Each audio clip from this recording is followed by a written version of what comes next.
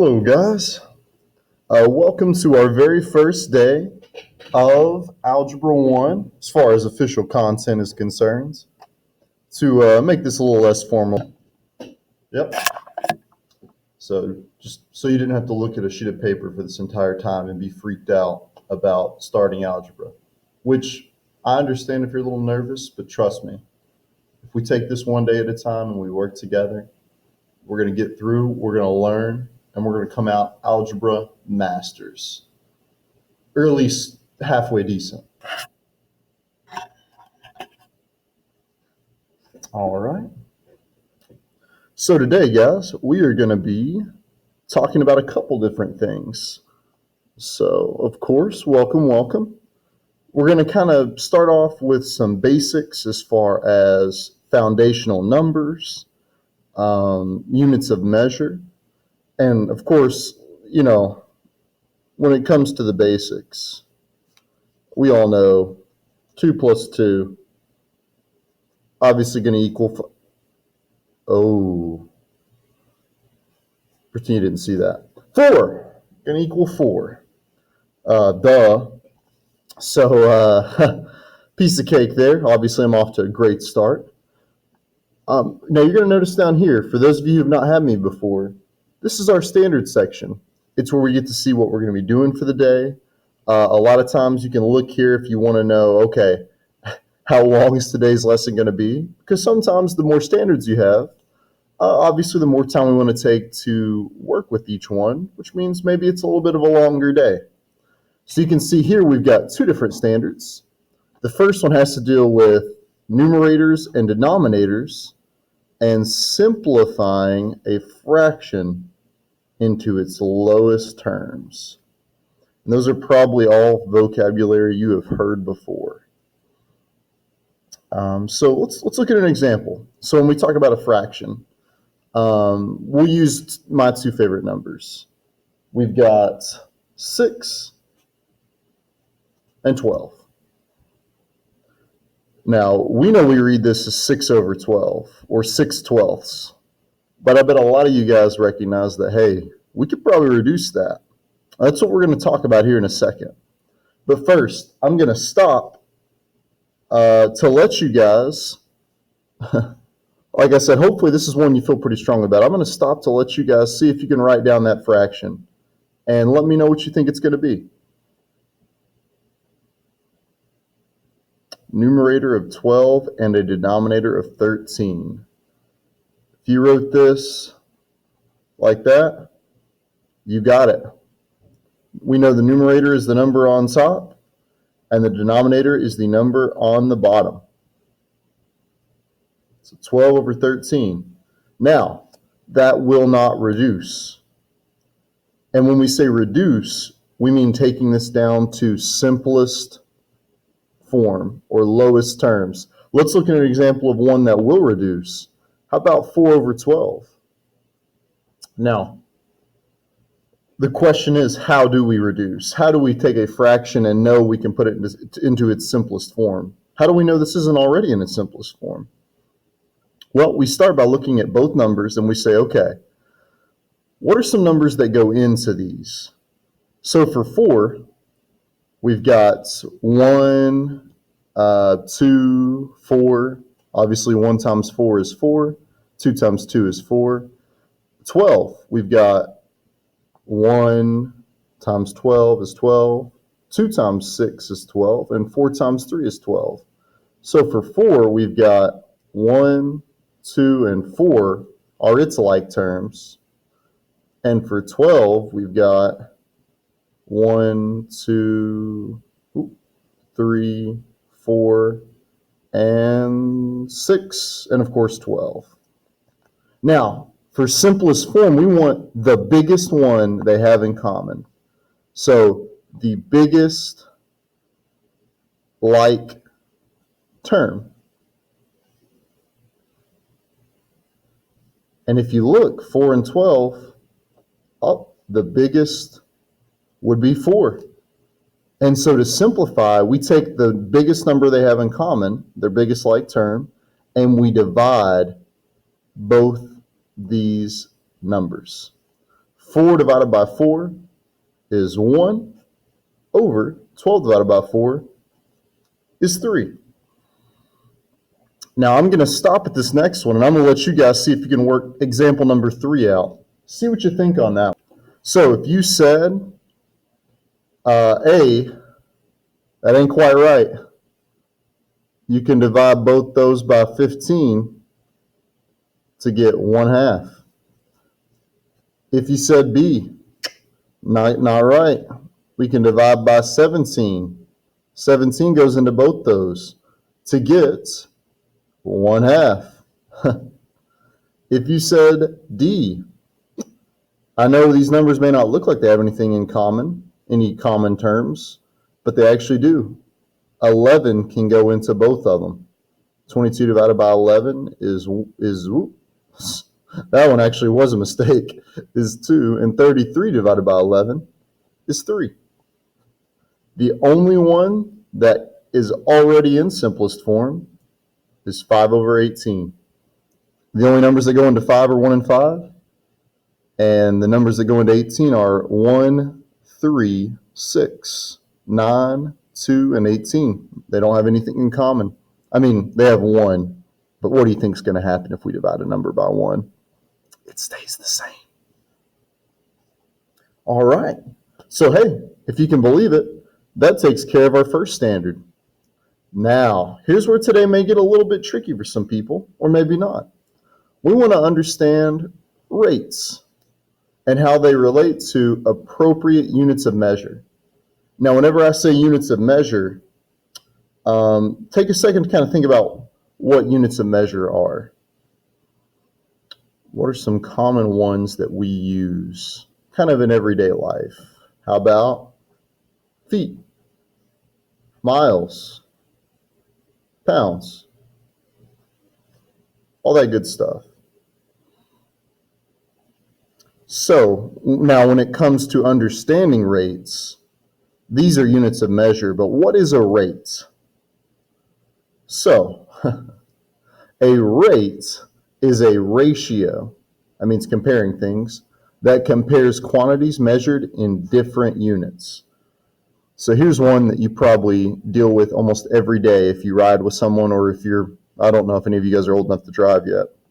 How about miles per hour? It's a ratio that compares quantities, multiple, measured in different units. Obviously, miles and hours are different quantities. Miles measures distance, hour measures time. So here's the thing though, a rate, this is going to be the part we got to make sure we get down to. A rate is measured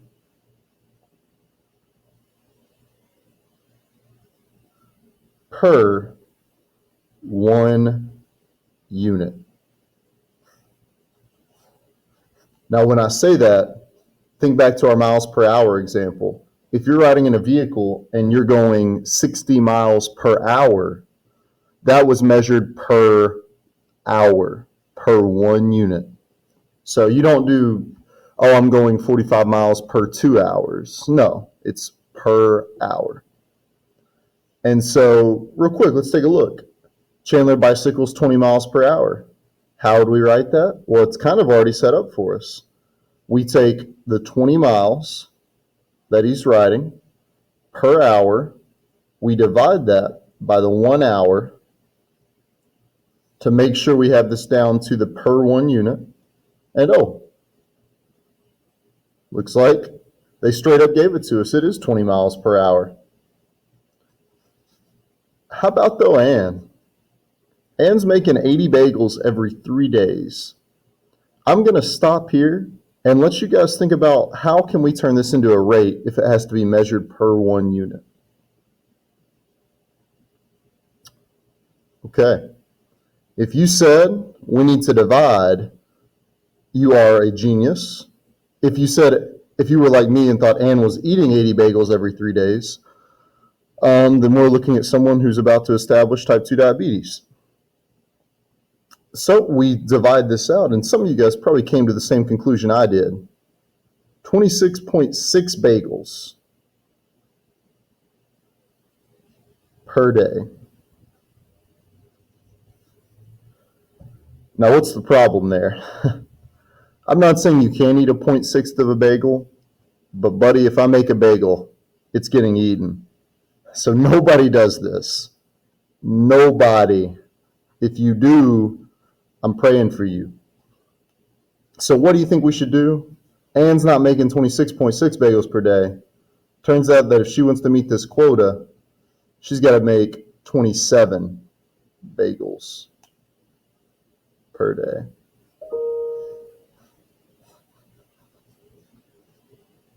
All right. I'm going to give you a second. Read over this next piece for me. This is kind of an interesting question.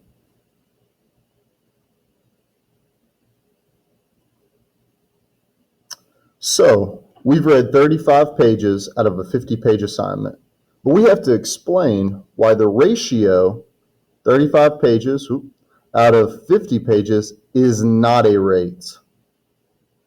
Let's go back to what we talked about earlier. Rate has to be measured using different units. What do you notice here? A ratio of 35 pages out of 50 pages.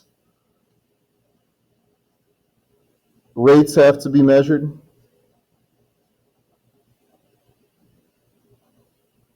in different units. We've got pages on pages. Those are the same unit. That doesn't tell us how fast he's reading. It doesn't really tell us anything.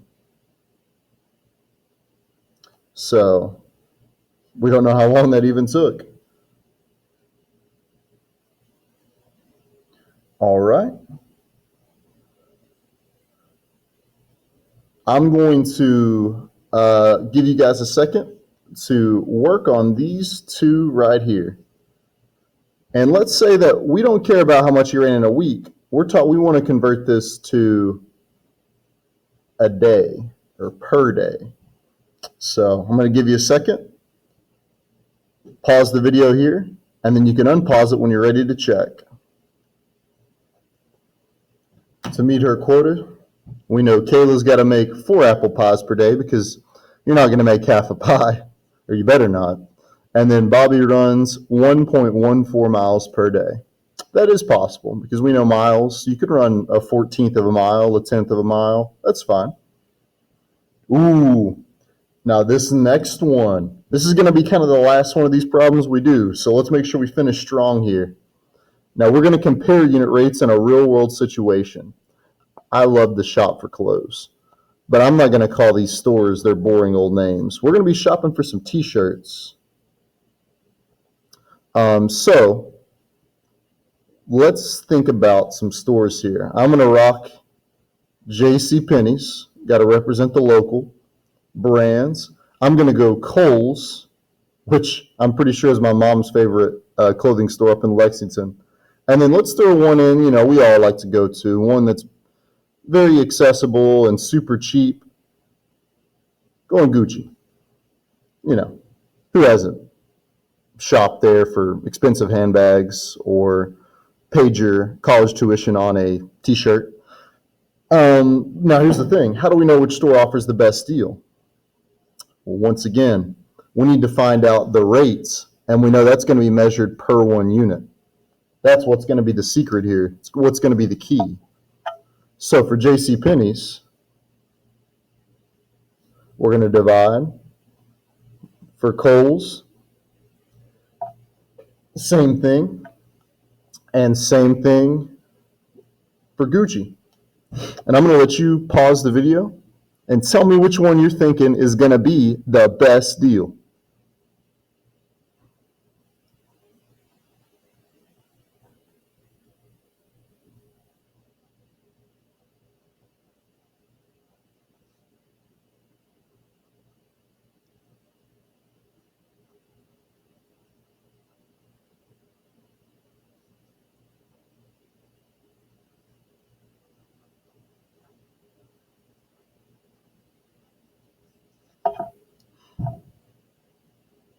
Ooh, interesting.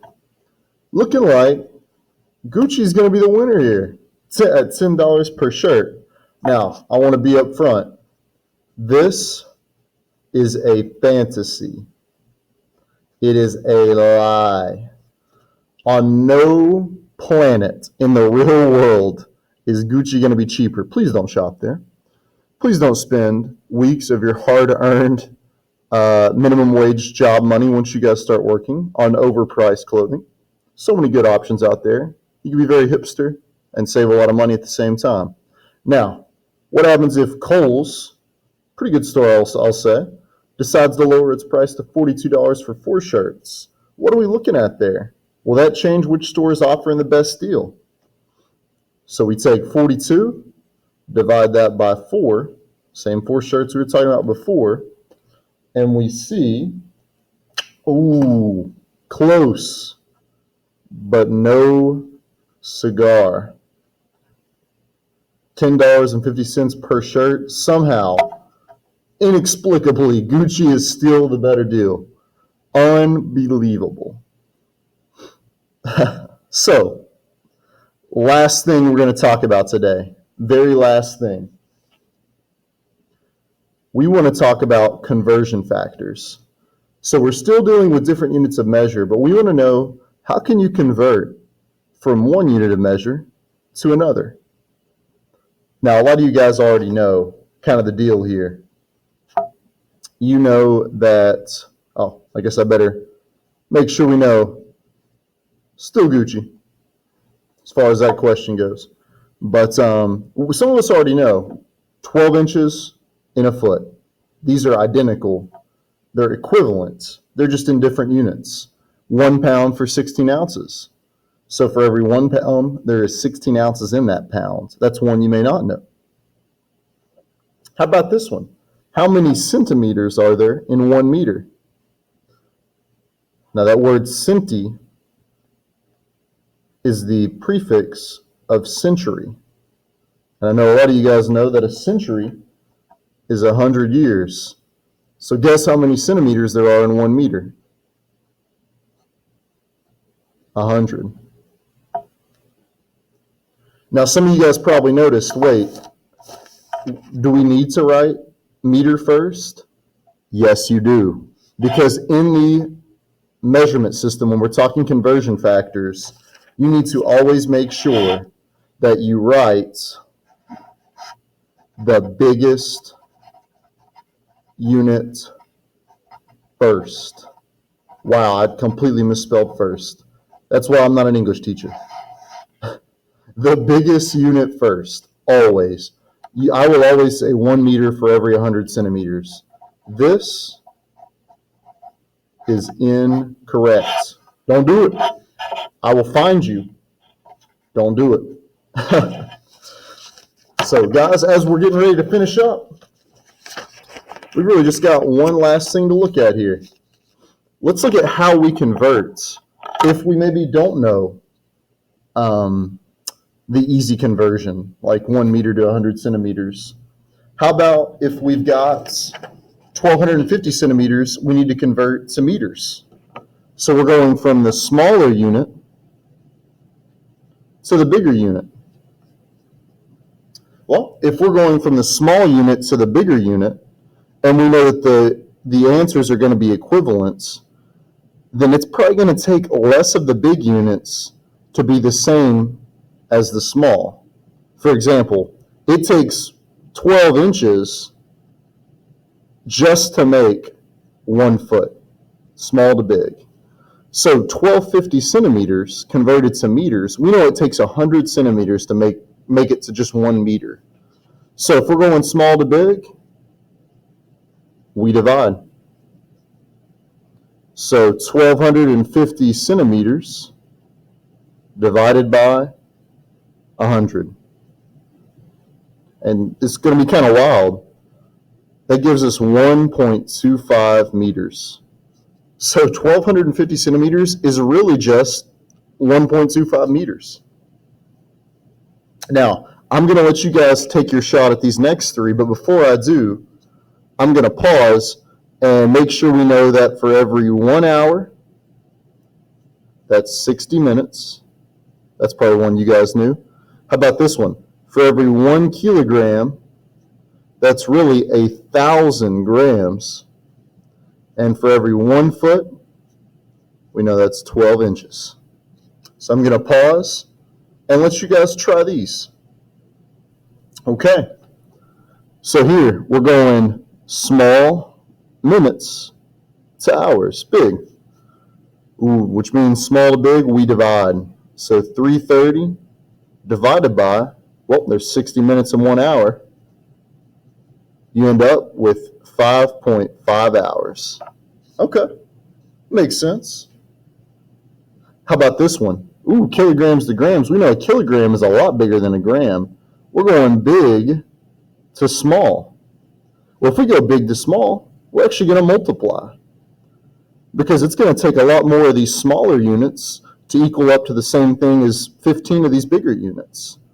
So 15 times, well, it takes 1,000 grams just to make 1 kilogram. So for 15, we multiply, and 15 kilograms is really 15,000 grams. Ooh, now how about this one? 5 feet 3 inches, and we're converting all of this to inches. So we already know we got 3 inches there. Let's deal with that 5 feet. That's big, right? Feet, but we're going to inches, which is small.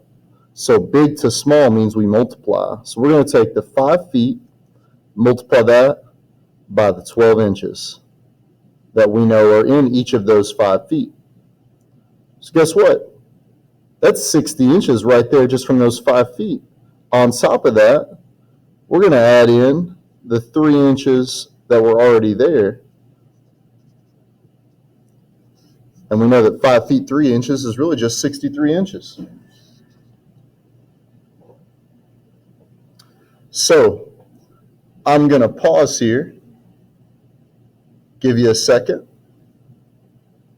Try number 1 on the multiple choice for me. All right, that's right. I don't know why I marked through that. 1 meter for every 100 centimeters is spot on. We know that there's not 1,000 centimeters in a meter, even though they wrote the bigger unit first, which is good. This is backwards, and everything's wrong about this one. So, going to be A. All right. This is going to be the toughest problem of the day right here. Multiple choice number 2. So stick with me. Stick with me. This one's going to be interesting. So we know that most mammals take 1 breath for every 4 heartbeats. Hey, we're mammals. That's kind of wild. Did you ever think about that?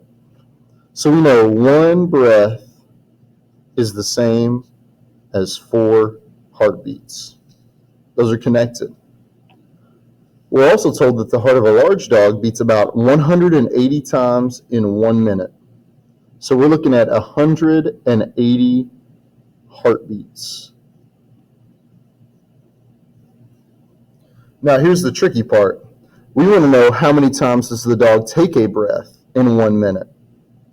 Okay, so how many times does the dog take a breath in 1 minute? That means we are going from heartbeats, which is what we know,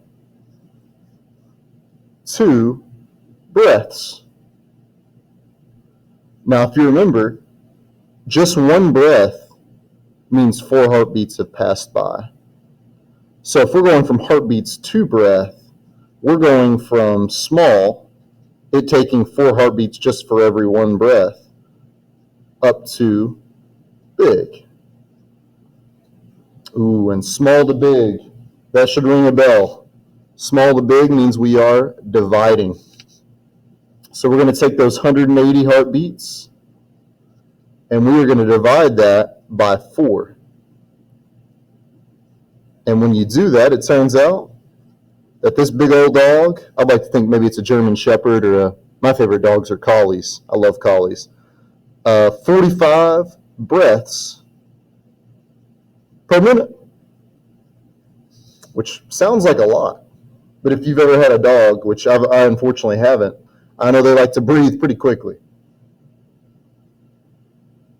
So last thing here, guys, I'm going to turn you loose to work on the bottom half of this section, but before I do, let me give you some conversion factors. That way you're not confused as to how many of what goes into how many of what. So for this first example, they've given that to us. For number 1 here, for every 1 kilogram, that is 2.205 pounds.